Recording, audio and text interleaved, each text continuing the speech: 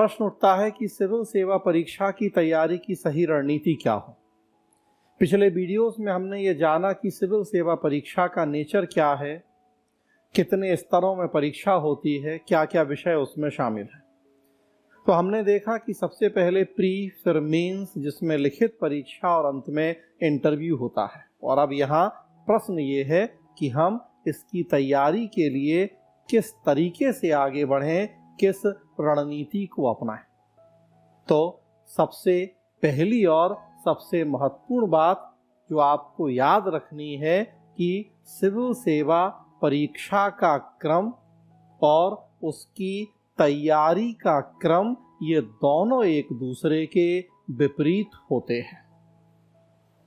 जो एग्जाम पहले होगा उसकी तैयारी सबसे बाद में की जाएगी, और जो एग्जाम सबसे बाद में होगा उसकी तैयारी सबसे पहले होगी। ऐसा कहने के पीछे कारण ये है कि दो एग्जाम के बीच में गैप बहुत कम होता है, तो एक एग्जाम दे देने के बाद हम अगले एग्जाम की तैयारी के बारे में सोचेंगे तो नहीं हो पाएगा, समय बहुत कम है।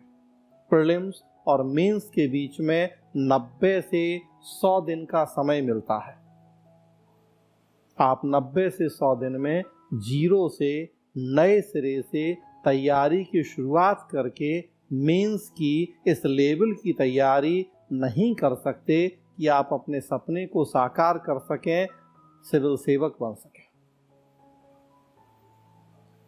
मुख्य परीक्षा का रिजल्ट जब आता है और इंटरव्यू शुरू होता है, दोनों के बीच में 15 से 20 दिन का गैप होता है। जो पर्सनालिटी आप 20-22 साल में नहीं बना और बिगाड़ पाए, आप सोचें कि उसको 20-22 दिन में बना या बिगाड़ लेंगे, तो ऐसा संभव नहीं है। कहने का मतलब कि आपको जो एग्जाम बाद में हो रहे हैं उनकी तैयारी पहले ही करके रख लेनी पड़ेगी। प्री देने के बाद मेंस की तैयारी नहीं होगी, बल्कि प्री में बैठने के पहले ही मेंस की तैयारी कंप्लीट हो जाएगी।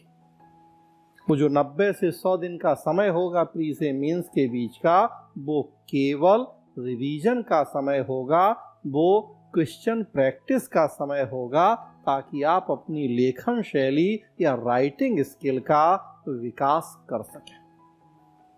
और वास्तव में देखेंगे कि वो 100 दिन का समय भी नहीं होता।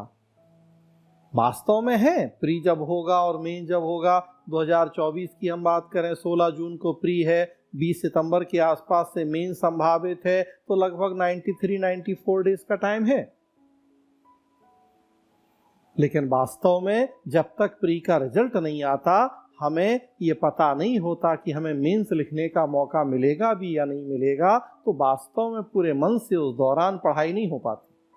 प्री का रिजल्ट कितना भी जल्दी आएगा, 20-25 दिन लग जाएंगे, मतलब वास्तव में पढ़ाई तो होगी रिजल्ट आने के बाद ही। तो देखिए 60-70 दिन में आप जीरो से तैयारी नहीं कर सकते मेंस की।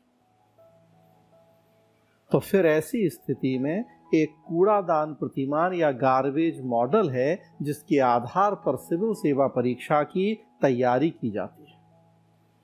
कूड़ादान प्रतिमान कहता है कि जिस तरीके से हम घर में कूड़ा निकलने के पहले कूड़ेदान का इंतजाम कर लेते हैं, ऐसा नहीं होता कि पहले खूब सारा कूड़ा इकट्ठा करें और तब कूड़ादान खरीद के लाएं। पहले से कूड़ादान ले आते हैं कि कूड़ा निकलेगा तो कहाँ डालेंगे। कहने का मतलब कि समस्या बाद में आती है, उसका समाधान पहले कर लिया जाता है। बिल्कुल उसी तरीके से सिविल सेवा परीक्षा की भी तैयारी होती है। मेंस का एग्जाम बाद में होगा, लेकिन तैयारी उसकी पहले कर ली जाएगी।